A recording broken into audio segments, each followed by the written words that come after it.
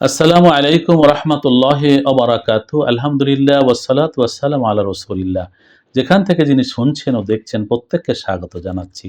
আজ আমরা আলোচনা করব কথা বলার আদব, বিশেষ করে পবিত্র কোরআনুল কারীমের কতগুলো তাৎপর্যপূর্ণ নির্দেশনা কথা বলবার বিষয়ে, যেগুলো আল্লাহ পাক রব্বুল আলামিন আমাদেরকে লক্ষ্য করে নির্দেশনা দিয়েছেন, সেগুলো পালন করে কথা বলা উচিত। কথা আমরা বলি, প্রয়োজনে অপ্রয়োজনেও বলি।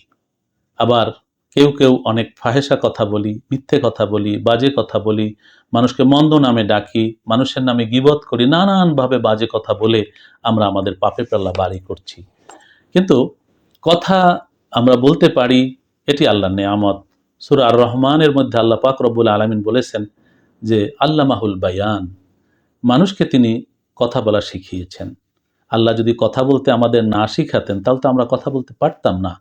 আমরা দেখি যে কেউ কেউ বোবা, তারা কথা বলতে পারে না, কিন্তু আমরা যে কথা বলতে পারি, সেজন্য আমাদের বিশেষ শুকরিয়া আদায় করা উচিত।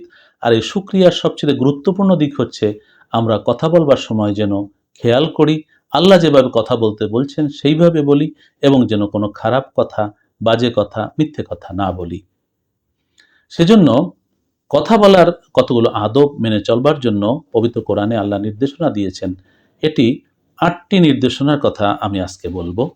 আল্লাহ পাক রব্বুল আলামিনের নির্দেশনা হচ্ছে কথা বলার আগে তুমি সালাম প্রদান করো। এই নির্দেশনাটা রয়েছে সূরা নূর, যেটি পবিত্র কোরআনের ২৪ নম্বর সূরা, তার ৬১ নম্বর আয়াতে। মহান আল্লাহ রব্বুল আলামিন ঘোষণা করছেন, ফাসাল্লিমু আলা আনফুসিকুম তাহিয়্যাতাম মিন ইনদিল্লাহি মুবারাকাতান তাইয়্যিবা। যে হে মানব মণ্ডলী, নিজেদের লোকদের সালাম করবে, কারণ এটা সাক্ষাতের জন্য আল্লাহর পক্ষ থেকে প্রদত্ত অত্যন্ত বরকতপূর্ণ ও পবিত্র দোয়া।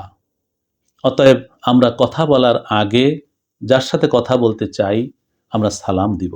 এটি কথা বলার সর্বপ্রথম আদব, এটি কোরআনী নির্দেশনা।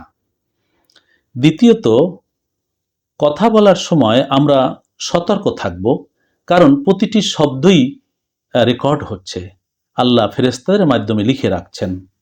এ বিষয়টিও পবিত্র কোরআনুল কারীমের সূরা কাফ ৫০ নম্বর সূরার ১৮ নম্বর আয়াতে বর্ণিত হয়েছে। আল্লাহ রাব্বুল আলামিন বলেন, মা ইয়ালফিজু মিন কাওলিন ইল্লা লাদাইহি রাকীবুন আতীদ। মানুষ যে কথাই উচ্চারণ করে, তার জন্য একজন প্রহরী নিযুক্ত আছে, যে লেখার জন্য সদা প্রস্তুত থাকে। অর্থাৎ আল্লাহ বলছেন, তুমি যাই বলো, মা ইয়ালফিজু মিন কাওলিন, তোমার জবান থেকে, মুখ থেকে যে কথাই বের হয়, ইল্লা লাদাইহি রাকীবুন আতীদ, সঙ্গে সঙ্গে সেটা একজন ফেরেশতা রেকর্ড করে নেয়, লিখে নেয়। তাহলে আমাদের উচিত হচ্ছে যে কথা বলার সময় সতর্ক থাকা, যে এমন কিছু রেকর্ড হয়ে না যায় যার কারণে আমরা শাস্তি পাবো, আমরা আযাব পাবো। যার জন্য মিথ্যে, বাজে কথা, খারাপ কথাগুলো পরিহার করব। কারণ রেকর্ড হবে যখন, ভালো কথাগুলো রেকর্ড হোক। আমরা একান্ত গোপনে যদি বলি, তাও কিন্তু রেকর্ড হয়। কারণ আল্লাহ পাক রব্বুল আলামিন গোপন প্রকাশ সবই জানেন। আল্লাহ রব্বুল আলামিন বলছেন, ইয়ালামু খায়নাতাল আয়ুনি ওয়া মা তুখফিস সুদূর। তোমরা যা বলো তা তো জানি, তোমাদের চোখের গোপন ইশারাও জানি, তোমাদের অন্তরে লুকানো যে আকাঙ্ক্ষা সেটাও আমি জানি। অতএব মানুষকে লুকালেও আল্লাহকে লুকানো যাবে না। যার জন্য গোপনে হোক, প্রকাশ্যে হোক, আমরা যে কথাটিই বলি না কেন সেটি সতর্ক হয়ে বলি, কারণ একই রেকর্ড রাখা হচ্ছে। তৃতীয় নির্দেশনা হচ্ছে সুন্দর এবং উত্তমভাবে কথা বলো। এটি পবিত্র কোরআনুল কারীমের সূরা বাকারা, যেটি ২য় নম্বর সূরা, তার ৮৩ নম্বর আয়াতে আল্লাহ পাক রব্বুল আলামিন নির্দেশনা দিয়েছেন। তিনি বলেছেন, অকুলু লিন্নাসি হুসনাও ওয়া আকিমুস সালাতা ওয়া আতুজ যাকাহ। আল্লাহ রাব্বুল আলামিন বলেন, হে আমার বান্দারা, মানুষের সাথে ভালো কথা বলবে, সালাত কায়েম করবে ও যাকাত দেবে। আল্লাহ বলছেন, কুলু লিন্নাসি হুসনা, যে হে বান্দারা, তোমরা যে মানুষের সাথে কথা বলবে সেটি সুন্দর কথা বলো। অসুন্দর কথা কি তাহলে? অসুন্দর কথা সবচেয়ে মিথ্যে কথা, তারপরে অশ্লীল বাক্য, খারাপ কথা, মন্দ নামে ডাকা, মন্দ শব্দ বলা ইত্যাদি, এগুলো খুব খারাপ। অতএব সেগুলো পরিহার করে সুন্দর কথা বলা। আর সবচেয়ে সুন্দর কথা হলো দ্বীনের কথা। আমরা নিজেদের মধ্যে যে কথাগুলো বলবো, পরিবারের মধ্যে বলবো, একান্ত ব্যক্তিগতভাবে আমাদের লোকজনের সাথে বলবো, সমাজে আমরা বলবো, যেখানেই বলবো না কেন সে কথাগুলো যেন সুন্দর হয়। এমন নয় যে আমরা সমাজে শুধু সুন্দর সুন্দর কথা বলবো কিন্তু ব্যক্তিগতভাবে পরিবারে খুব বাজে বাজে কথা বলবো, এটি নয়। বরং সর্বত্রই আমরা সুন্দর কথা বলবো, এটি আল্লাহর বিশেষ একটি নির্দেশনা। চতুর্থ নির্দেশনা হচ্ছে অনর্থক ও বাজে কথা থেকে বিরত থাকা। আল্লাহ রাব্বুল আলামিন পবিত্র কোরআনুল কারীমের সূরা মুমিনুন 23 নম্বর সূরা, এটি তার 3 নম্বর আয়াতে আল্লাহ রাব্বুল আলামিন নির্দেশনা দিয়েছেন যে তোমরা কখনো বাজে কথা বলবে না, বাজে কথা থেকে বিরত থাকবে। আল্লাহ রাব্বুল আলামিন বলছেন আল্লাযীনা হুম আনিল লাগবি মুরিদুন, যারা অনর্থক কথাবার্তা বলা থেকে বিরত থাকে। সূরা মুমিনুনের মধ্যে প্রথমে একজন মুমিন বান্দার 10টি গুণের কথা বলা হয়েছে। তার মধ্যে অন্যতম একটি গুণ হচ্ছে এই যে সে অনর্থক কথাবার্তা বলে না। আমরা কখনোই অনর্থক কথা বলবো না, বাজে কথা বলবো না, অনর্থক এবং বাজে কথা এড়িয়ে যাব। আমি যা বলছি সেটা কি কোনো প্রয়োজনীয় কথা, সেটা কি কোনো খারাপ কথা, সেটা না বললে কি চলতো না? একজন মুমিন বান্দার প্রতিটি মুহূর্ত অত্যন্ত মূল্যবান। অনর্থক কথাবার্তা বলে, অনর্থক কোনো কাজ করে সুন্দর এবং মূল্যবান পবিত্র জীবনের কোনো সময় নষ্ট করা মুমিন বান্দার মোটেই উচিত নয়। সেই জন্য আল্লাহ বলছেন মুমিনের পরিচয় এই যে তার চরিত্র হবে এমন আল্লাযীনা হুম আনিল লাগবি মুরিদুন, যে সে অনর্থক কোনো কথা বলবে না। আমরা এটি লক্ষ্য করব যে অনর্থক কিছু মানুষ আছে, অনর্থক কথা বলতেই থাকে, সমাজে তারা খুব হালকা হয়ে যায়, তার কথা কেউ বিশ্বাস করে না, তার কথাকে কেউ গুরুত্বও দেয় না। অতএব এই নির্দেশনাটাও আমরা খুব যত্নের সাথে মেনে চলব। পঞ্চম নির্দেশনা হচ্ছে কণ্ঠস্বর নিচু রেখে কথা বলা। এটি রয়েছে সূরা লোকমান 31 নম্বর সূরার 19 নম্বর আয়াতে। আল্লাহ রাব্বুল আলামিন বলছেন অগদুদ মিন সৌতিকা। আল্লাহ রাব্বুল আলামিন বলেছেন অগদুদ মিন সৌতিকা, তোমাদের যে কণ্ঠস্বর সেটা নিচু করো, নিচু রাখো। অনেকেই আছে খুব চিৎকার করে কথা বলে নিজেকে প্রকাশ করতে চায়, নিজেকে খুব মাতুব্বর এবং বড় একটা কিছু হিসেবে উপস্থাপন করতে চায়। আসলে জোরে কথা বললেই বড় সে, সম্মানিত সে, জ্ঞানী সে, এটা বুঝায় না। সেই জন্য আল্লাহর নির্দেশ হচ্ছে যে তোমরা নিচু কণ্ঠস্বরে কথা বলবে, চিৎকার দিয়ে কথা বলবে না। আমাদের সেটি মোটেই উচিত নয়। পৃথিবীর বহু শিক্ষিত উন্নত জাতি যারা চিৎকার দিয়ে কথা বলে না, বিশেষ করে জাপানি এবং অন্য অনেক লোক আছেন, তারা জোরে কথা বলেন না, জোরে কথা বলা উচিতও নয়। সেই জন্যই আল্লাহর নির্দেশনা এটি যে অগদুদ মিন সৌতিকা, তোমাদের কণ্ঠস্বরকে নিচু করো। জোরে কথা বললেই সেটি খুব প্রভাব ফেলবে এমনটি ভাবার কোনো কারণ নেই। দেখবেন জ্ঞানী ব্যক্তি এবং মর্যাদাবান ব্যক্তি সবসময় ধীর ও গম্ভীরভাবে নিচু কণ্ঠে কথা বলেন, সবাই চুপ হয়ে সেটি অত্যন্ত মূল্যবান হিসেবে লুফে নেয়।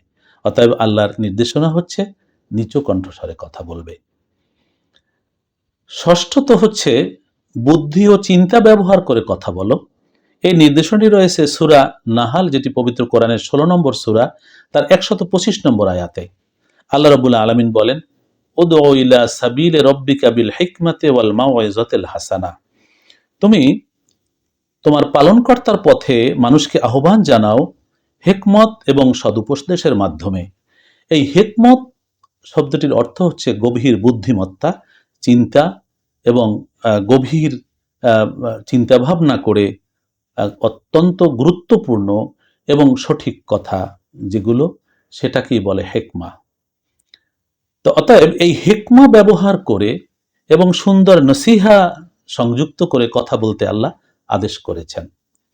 এটাতে প্রভাব পড়ে, কারণ আল্লাহর দ্বীনের প্রতি আকৃষ্ট হয়, মানুষের ব্যক্তিত্বের প্রতি আকৃষ্ট হয়। সেই জন্য বলছেন আল্লাহ যে হিকমত এবং মাওয়াইজা হাসানার মাধ্যমে মানুষকে ডাকো।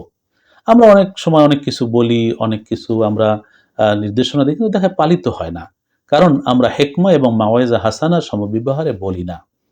আল্লাহ সেটি বলছেন বুদ্ধি এবং গভীর চিন্তা এবং অধ্যয়ন প্রসূত গুরুত্বপূর্ণ তাৎপর্যপূর্ণ করে কথা বলো এবং সেটি বুদ্ধি এবং চিন্তা ব্যবহার করে তোমার যে কথা সেগুলোকে বলো। তো এটি আসলেই খুবই গুরুত্বপূর্ণ। আর মহামানবগণ এবং সমাজের জ্ঞানীগুণী ব্যক্তিরা তারা চিন্তা ভাবনা করে, অত্যন্ত বুদ্ধি খাটিয়ে, অত্যন্ত গবেষণা করে অত্যন্ত ভালো কথাটি তারা বলে থাকেন। সে কারণে সে কথায় প্রভাব পড়ে এবং মানুষ সেগুলোকে পালন করে। দেখা যায় অনেক বড় দিনের একজন হাদি, তিনি এসে কাটা কাটা স্বরে বললেন কয়েকটা কথা, সবাই মেনে সবাই সেগুলোকে পালন করলো। আর একজন খুব সুললিত কণ্ঠে ঘন্টার পর ঘন্টা বললেন, কেউ সেটাকে গুরুত্ব দিল না। এটার কারণ হচ্ছে বুদ্ধি ও চিন্তা ব্যবহার করার মাধ্যমে কথা বলা। আমল, যে কথাটি বলবো সেটি আমি পালন করি কিনা, সেটি অনুযায়ী আমার জীবন গুছানো বা সাজানো কিনা, সেটিও খেয়াল করা। অতএব হেকমত এবং মাওয়াইজা হাসানা ব্যবহার করে কথা বলা। সপ্তমত হচ্ছে গাধার মতো কর্কশ স্বরে কথা না বলা। এই নির্দেশনাটি সূরা লোকমান, যেটি পবিত্র কোরআনে 31 নম্বর সূরা, তার 19 নম্বর আয়াতে রয়েছে। আল্লাহ রাব্বুল আলামিন বলছেন, ইন্না আনকারাল আসওয়াতি লাসাউতুল হামির, নিশ্চয়ই সবচেয়ে কর্কশ স্বর হচ্ছে গাধার স্বর সবচেয়ে কর্কশ স্বর। তার মানে যারা খুব কর্কশ উচ্চ আওয়াজে কথা বলে তাদের যে স্বর সেটাকে গাধার স্বর হিসেবে নিন্দা করা হয়েছে। আল্লাহ রাব্বুল আলামিন পবিত্র কোরআনুল কারিমে বলছেন, গাধার মতন কথা বলো না। নাউজুবিল্লাহ। আমাদের মধ্যে অনেকে আছে চিৎকার দিয়ে চেঁচামেচি করে কথা বলে, কথা থেকে কেউ কান দেয় না, সেটাকে বালখিল্যতায় উড়িয়ে দেয় সবাই। সেই জন্য কথা বলার এটি একটি গুরুত্বপূর্ণ কোরআনিক আদব যে খবরদার কথা বলবার সময় কর্কশ স্বর পরিহার করো, কারণ কর্কশ স্বর গাধাদের হয়ে থাকে। আমরা যেন এই কর্কশ স্বরে কথা না বলি, এটি অত্যন্ত তাৎপর্যপূর্ণ। অষ্টম সেটি হচ্ছে মূর্খ ও অজ্ঞদের সাথে ঝগড়া নয়, তাদের শান্তভাবে এড়িয়ে চলতে বলা হয়েছে। পবিত্র কোরআনুল কারিমের সূরা ফুরকান, যেটি 25 নম্বর সূরা, তার 63 নম্বর আয়াতে আল্লাহ রাব্বুল আলামিন বলেন, ওয়া ইবাদুর রাহমানিল্লাযীনা ইয়ামশুনা আলাল আরদি হাওনা হাওনা ওয়া ইযা খাতাবাহুমুল জাহিলুনা ক্বালু সালামা। দয়াময় আল্লাহর বান্দারা এমন যে তারা, যারা পৃথিবীতে নম্রভাবে চলাফেরা করে এবং মূর্খ লোকরা যখন তাদেরকে লক্ষ্য করে অজ্ঞতাসুলভভাবে বাজে কথা বলে, তখন তারা তাদেরকে শান্ত কণ্ঠে সালাম বলে, অর্থাৎ তারা চুপ থাকেন। তারা চেঁচিয়ে তার প্রতিউত্তর, তারা যে শব্দ ব্যবহার করেছে সেই শব্দ দিয়ে তাদের প্রতিউত্তর করেন না, বরং শান্ত হয়ে তারা ভদ্রচিত সুন্দর কথা বলে।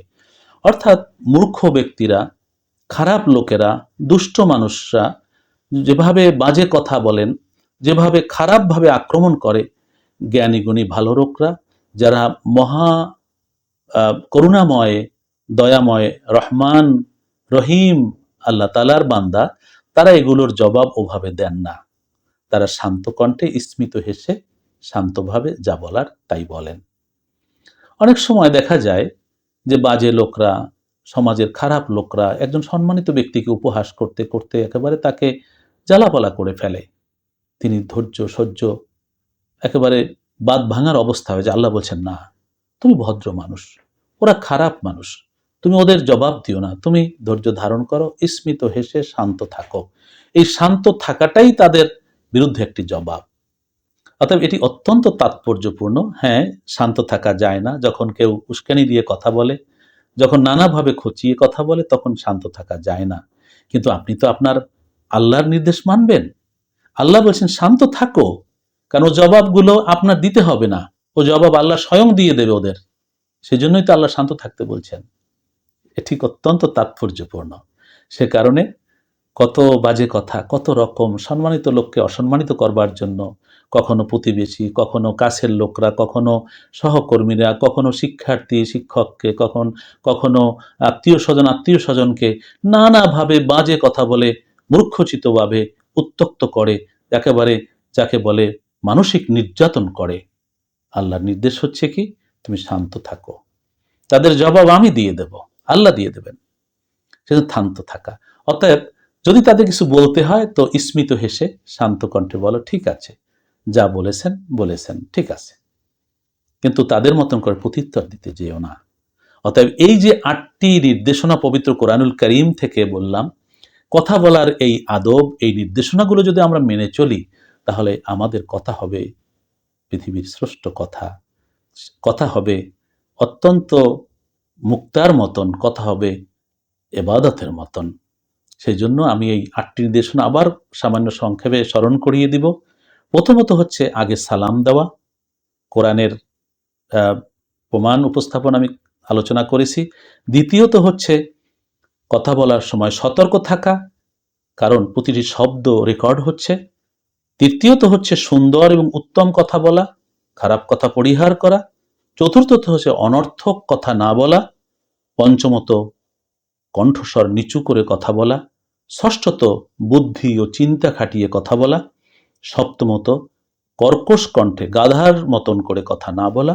সপ্তমত কথা বলার সময় মূর্খদের যে কথা বলে ঝগড়া, নানানভাবে মূর্খদের যে খুঁচিয়ে কথা বলা, বাজেভাবে সম্বোধন করা, সেগুলোর প্রতি উত্তর না দেয়া, বরং শান্ত থাকা। কথা বলার এই আদবগুলো যদি আমরা মেনে চলি, তাহলে সেটি হবে ইবাদত এবং সেটি হবে আমাদের জীবনের সাফল্য পাবার একটা বিশেষ মাধ্যম। আল্লাহ আমাদেরকে তৌফিক দান করুন। আল্লাহ আমাদেরকে আল্লাহর নির্দেশনা মোতাবেক জীবন পরিচালনা করবার, প্রতিটি পদক্ষেপ নেবার, কথা বলবার তৌফিক দান করুন। ভালো থাকুন, নিরাপদে থাকুন। বেশি বেশি দরুদ ও সালাম পড়ুন প্রিয় নবী মুহাম্মদ সাল্লাল্লাহু আলাইহি ওয়াসাল্লামের উপরে। আসসালামু আলাইকুম ওয়া রাহমাতুল্লাহি ওয়া বারাকাতুহু।